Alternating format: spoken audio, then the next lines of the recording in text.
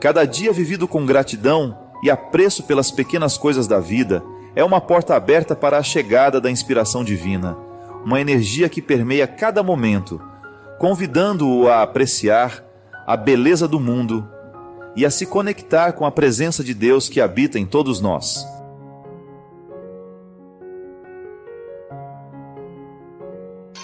Se tiver que entrar na sua vida, que seja pela porta da frente, reverenciando a sua sacralidade. Qualquer amorzinho que chegar aí, querendo conquistar você, apresente o primeiro que você tem.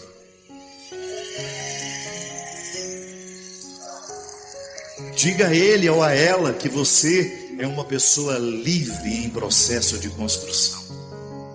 Porque a liberdade que Deus já conquistou em nós, por nós, na cruz de Jesus, ela é uma semente que precisa florescer. Eu já sou livre, mas ainda não sou. É o vir a ser, é o processo do vir a ser. Você já é livre, mas ainda não é, porque precisa fazer a tarefa da libertação diária. Quando você conscientemente escolhe onde você quer entrar, com quem você quer estar, quais são os vínculos que você trará para a sua vida, quais são os relacionamentos que você vai alimentar. Sim, minha gente, quando você decide pela conversão, pela verdadeira conversão, que essa não é a conversão que nos transforma em outras pessoas. Não, Deus não quer transformar você numa outra pessoa. Deus quer que você seja exatamente a pessoa que Ele fez, aprimorada. Deus não errou com você, Deus não errou comigo. Muitas vezes, erroneamente, nós olhamos no espelho e dizemos: eu sou um erro de Deus. Não sou. Eu sou sempre a pessoa certa, mas às vezes no lugar errado. Às vezes, diga isso. Diga para quem está do seu lado: você é a pessoa certa, mas às vezes no lugar errado. Cria vergonha nessa cara. Reconheça que às vezes o lugar é errado. Não adianta ficar lamentando que a vida está assim, se você não muda a estrutura dos seus dias, as pessoas que te influenciam, aquele ex-embuste, que é um inferno na sua vida, que te maltrata, que te humilha, que te trai, e depois você volta como se fosse uma cachorrinha domesticada. Cadê o amor próprio para dizer: não, o Senhor não me quer assim? Se eu tiver que viver alguma servilidade, será diante de Deus, não diante de alguém. Se eu tiver que ser servo de um amor, tem que ser de um amor que me constrói, de um amor que me ama. Às vezes a gente perde tanto tempo com amores estragados que nos dão, quando na verdade o coração de Jesus é uma fonte constante de amor puro sendo oferecido para você, para que você lave todos os seus pecados, para que você lave todas as suas misérias. Não perca tempo, tem amor por você, seja livre. É tão lindo dizer isso, que no fundo todos nós queremos ser livres, todos nós queremos dizer isso de verdade: hoje livre sou, hoje livre sou. E se você quiser, você pode ser também, porque quem nos liberta é o amor de Jesus. O amor de Deus é capaz de trocar reinos por você. E você sabe como Deus ama você? Já parou para pensar nisso? Como o amor de Deus na sua vida é concreto de diversas formas. Por exemplo, você sai e o telefone fica lá apitando aquele monte de mensagem de sua mãe. Onde você está? Com quem você foi? Por que você ainda não voltou? E você fala, ai que chatice minha mãe. Pois é.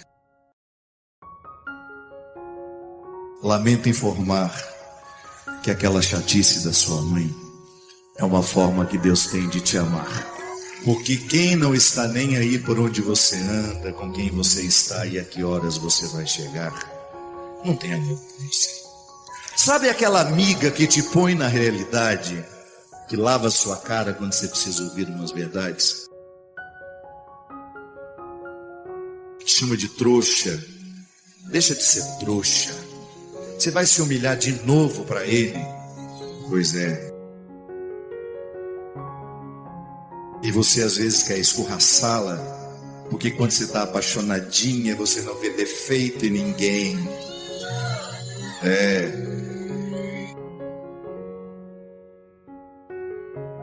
Eu lamento te informar que às vezes, naquela amiga sincera que quer te fazer colocar os pés no caminho, no lugar certo, é Deus tentando amar você.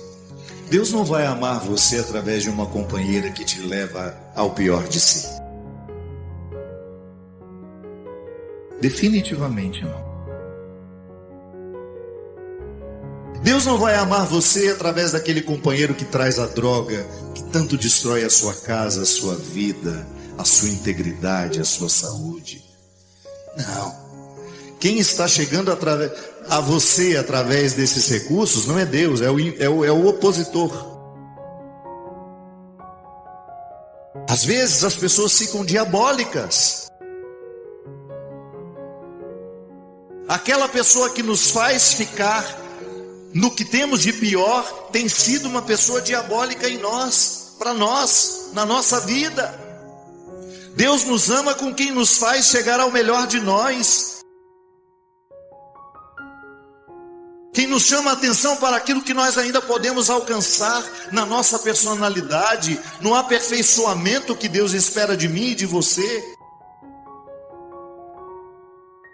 Deus ama você naquele companheiro que te leva para rezar, que te leva para participar de um grupo de jovens, de um grupo de oração. Pode ter certeza que Deus segura a sua mão através de pessoas assim. Sabe, minha gente, vocês se lembram daquele episódio tristíssimo, daquele incêndio da Boate Kiss, que aconteceu em Santa Maria, no Rio Grande do Sul? Quando os bombeiros entraram naquele cenário de tristeza e de morte, existiam milhares de corpos, centenas de corpos naquela boate, de gente jovem igual você,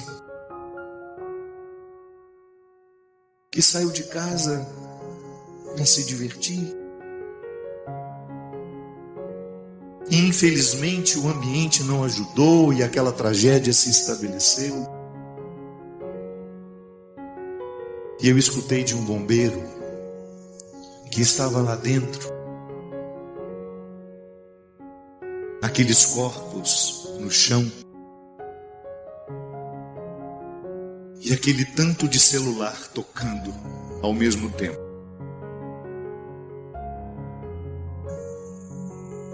E em todos eles, escrito o nome, mãe.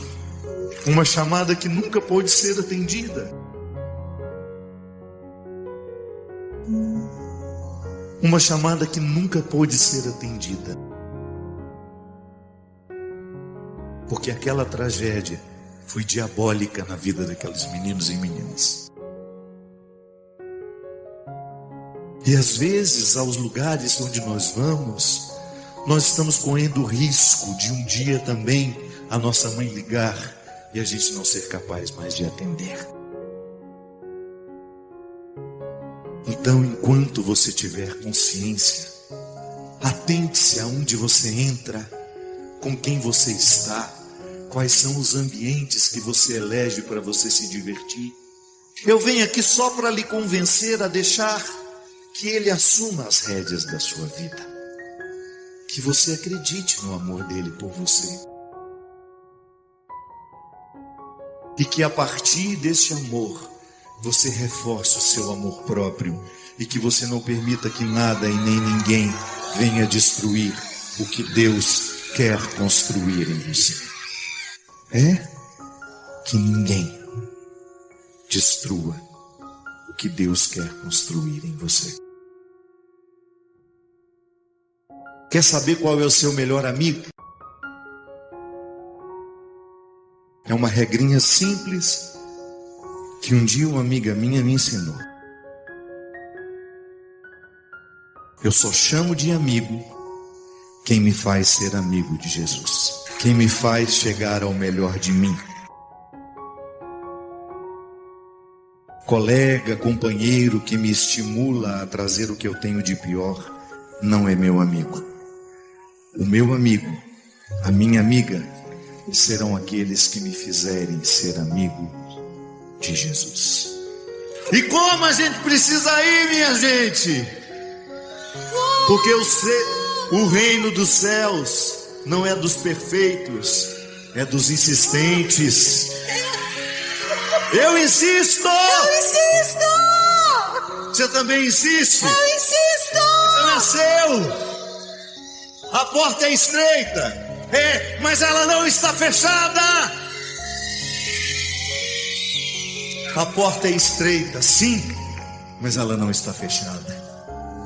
E você volta na hora que você quiser, e você entra na hora que você quiser, porque a certeza da salvação nos foi dada em Jesus Cristo. E hoje, a tarefa que você tem é salvar o seu coração diariamente das forças diabólicas que nos cercam.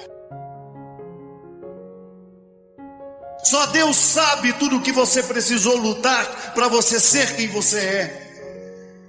Só Deus sabe as lutas que você precisou travar para você dar conta de estar aqui. Ah, quantas batalhas você travou até aqui. Quantas batalhas. Quantas lutas você travou para chegar aqui. Eu quero que você seja aplaudido de verdade. Eu quero que você agora, neste momento, tome consciência de tudo aquilo que Deus já fez em você e na sua vida. De como o cristianismo já fez sentido para você, das vezes que você foi capaz de vencer o seu pecado, ou também das vezes que você não foi capaz e mesmo assim você insistiu e quis. Eu quero que vocês olhem para vocês. Eu quero que vocês façam um miolinho de gente olhando uma para o outro. Eu quero que você olhe para quem está do seu lado. Olha bem nesse rosto que talvez você desconheça. Olha bem nesse rosto que hoje talvez você conheça. Se essa pessoa tivesse a oportunidade de contar as muitas lutas que ela já travou, às vezes que ela foi traída e sobreviveu, às vezes que ela foi enganada e ela sobreviveu, as muitas enfermidades psíquicas, físicas, emocionais que ela venceu, e ela está aqui hoje. Essa pessoa é o resultado de muito poder de Deus. Que a gente nunca se desprenda de Jesus. Eu tenho muito medo de ficar só católico e não ser cristão. Tenho muito medo de saber toda a doutrina, de saber toda a catequese, de ser um bom católico, mas não ser cristão. Não.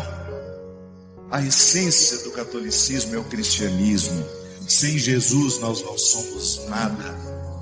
Se não tivermos Jesus no cerne dos nossos corações, nós não seremos essencialmente cristãos. E o cristianismo, ele só é possível aos que se educam diariamente. Eu quero ser uma pessoa melhor. Eu quero tratar melhor as pessoas que passam pela minha vida. Eu quero amar, eu não quero ser uma pessoa apegada aos bens materiais. Eu quero saber dividir o que eu tenho, mas sobretudo quem eu sou. E todo aquele que precisar de nós, de um abraço, de um conselho, não esbarre na nossa moralidade que às vezes assusta o outro. Vamos abraçar primeiro, vamos amar, depois a gente convence do resto. Se a gente não ama primeiro, a gente perde a autoridade. Da mesma forma como eu preciso ser amado diariamente por Deus, eu encontro os meus irmãos que precisam viver a mesma experiência.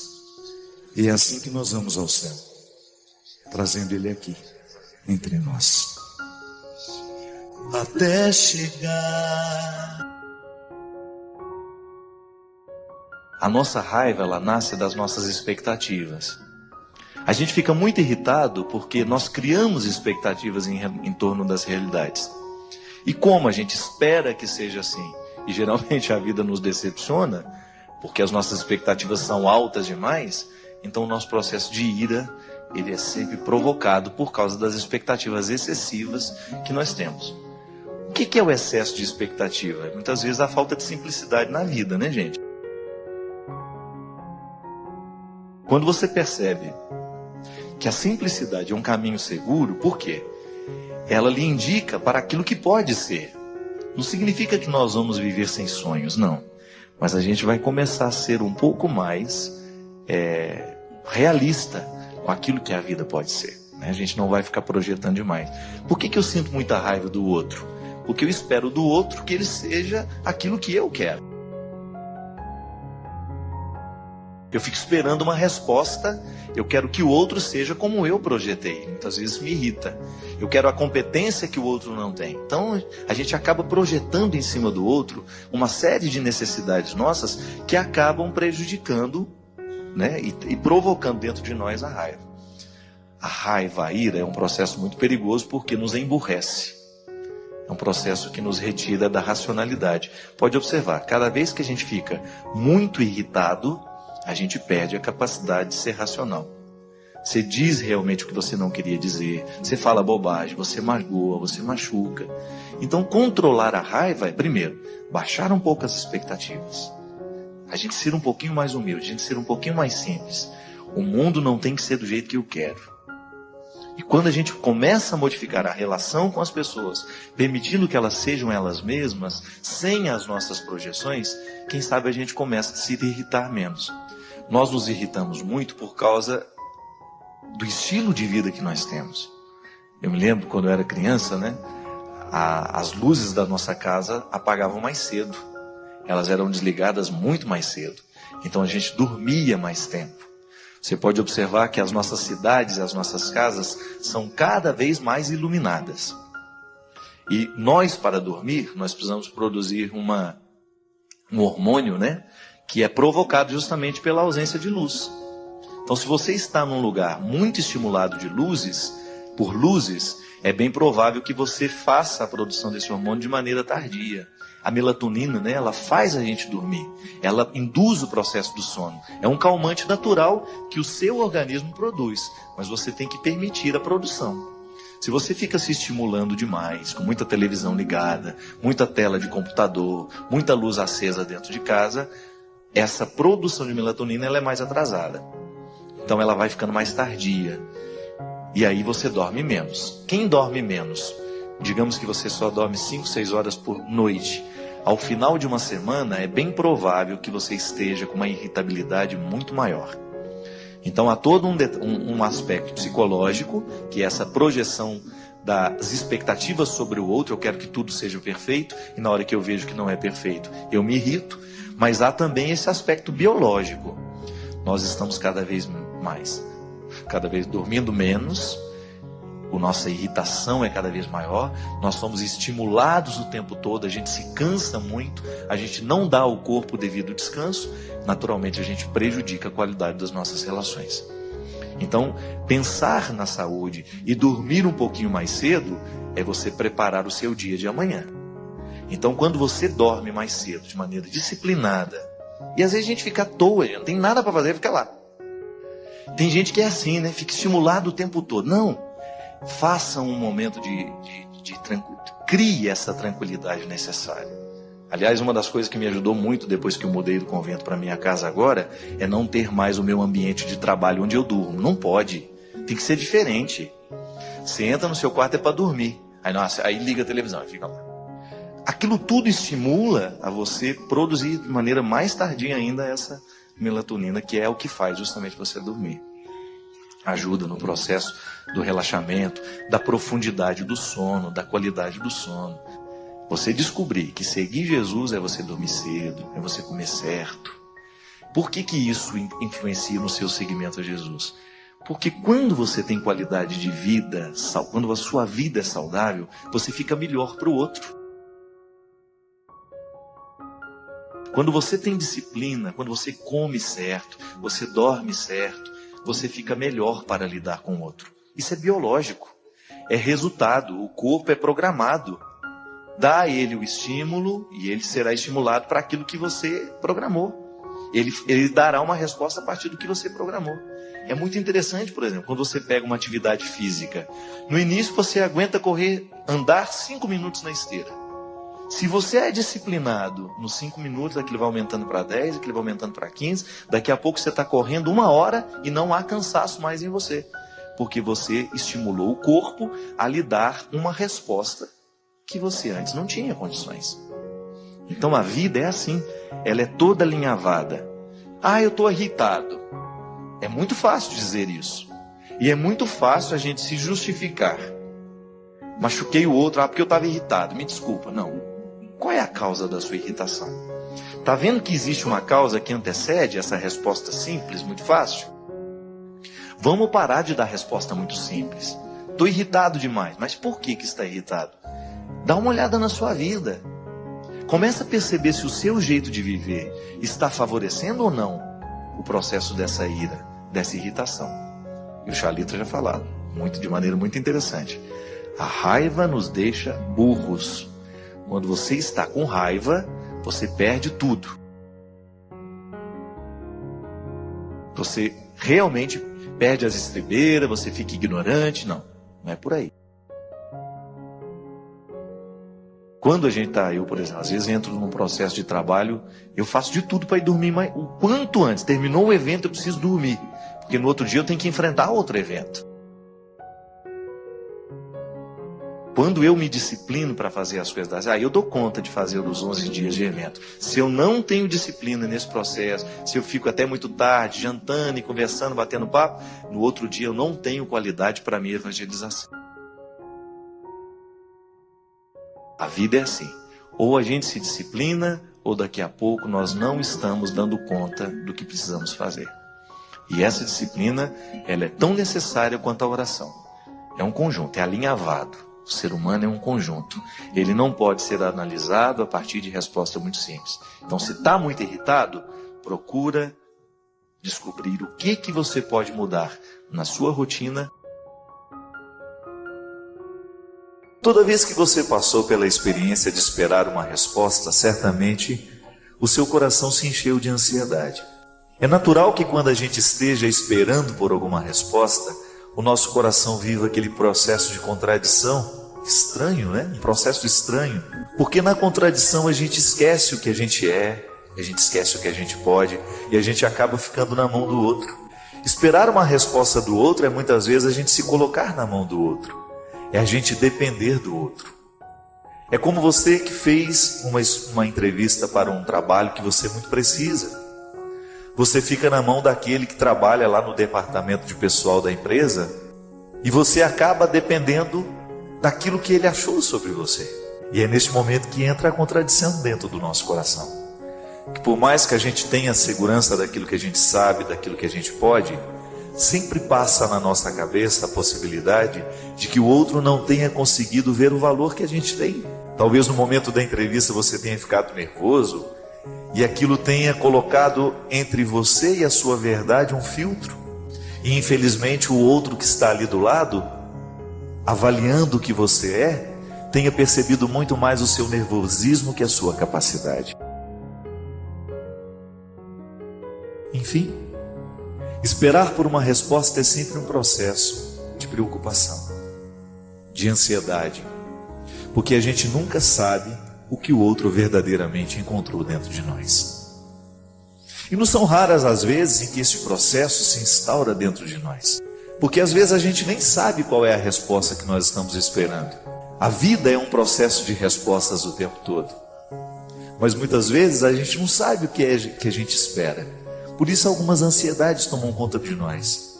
É como se a gente não soubesse o que vai acontecer, como é que vai ser, porque a gente ainda não sabe nem muito bem qual é a pergunta que a gente fez. Então, se a gente não sabe qual é a pergunta, fica difícil esperar uma resposta. E às vezes na vida, minha gente, nós encontramos pessoas que parecem que estão esperando uma resposta eternamente, por causa do processo da ansiedade que vive. Como se estivesse dependendo também constantemente de uma aprovação do mundo, como se estivesse constantemente dependendo de uma aprovação da sociedade, das pessoas com que convive. Mas é aí que entra a experiência do amor de Deus. Cada vez que nós fazemos uma experiência religiosa, nós estamos fazendo uma experiência que quebra o processo da contradição, que reorganiza, que traz uma nova harmonia ao coração. Religião é você religar as pontas que estavam desligadas. Quando nós estamos esperando uma resposta, de alguma maneira nós estamos com uma ponta desligada, porque a gente precisa que o outro venha atar esta parte da corda que se soltou. E o amor de Deus na nossa vida é justamente para colocar dentro de nós a reforma necessária, a cola necessária para fazer com que a ponta volte a se unir à outra que estava desligada. Por isso que quando a gente tem Deus no nosso coração, todo esse processo de espera da vida se torna mais harmonioso, menos angustiante. Ter Jesus no nosso coração é isso. É a gente começar a enfrentar o processo de perguntas e respostas que essa vida nos dá o tempo todo. É a gente enfrentar o processo das esperas de maneira mais equilibrada. Quem tem Deus no coração sabe esperar pelo tempo das coisas. É uma mágica? Não.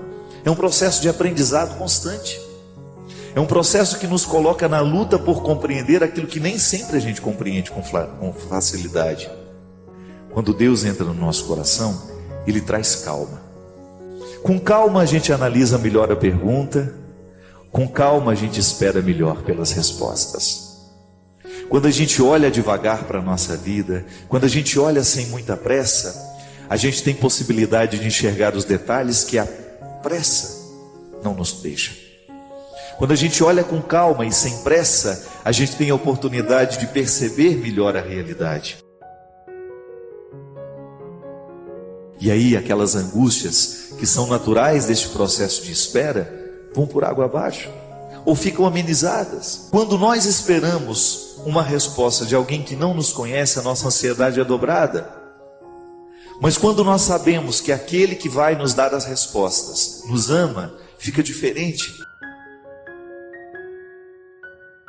Quando nós entendemos a vida como um processo de resposta de Deus na nossa história, a gente começa a ficar mais tranquilo, e por isso o amor de Deus tem o poder de nos transformar, colocando calma dentro de nós, serenidade, harmonia.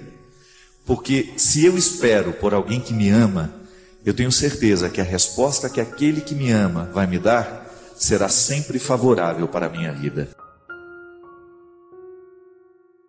Confie no amor de Deus. Que isso não seja uma teoria na sua vida, não. Confiar no amor de Deus lhe devolve essa serenidade que você precisa para viver. Saber que Deus está cuidando da melhor resposta e vai responder de um jeito que lhe será favorável. Deus não é seu inimigo. Deus não é um opositor à sua felicidade. Deus não é alguém que está de olho nos seus defeitos para lhe punir. Não, não é isso. Deus não está muito interessado naquilo que você fez de errado, porque isso que você fez de errado só pode ter valor se você usar a seu favor. Não é para punir, não é para nos colocar na culpa, não. É para despertar dentro de nós o desejo de vitória. Eu uso aquilo que me foi desfavorável para o meu crescimento. Essa é a resposta que Deus nos dá. Deus nunca tem uma resposta de condenação, porque a condenação ela só é possível para quem já terminou, para quem já morreu, para quem já não quer mais nada, para quem já não está esperando mais nada. Mas para nós que estamos vivos, mesmo que portadores de inúmeros defeitos, a salvação é a única realidade a ser anunciada. E aí, hoje, nessa noite, nós não temos outra coisa a lhe anunciar senão isso. A resposta que Deus tem para você, seja ela qual for, pode ter certeza, é favorável a você.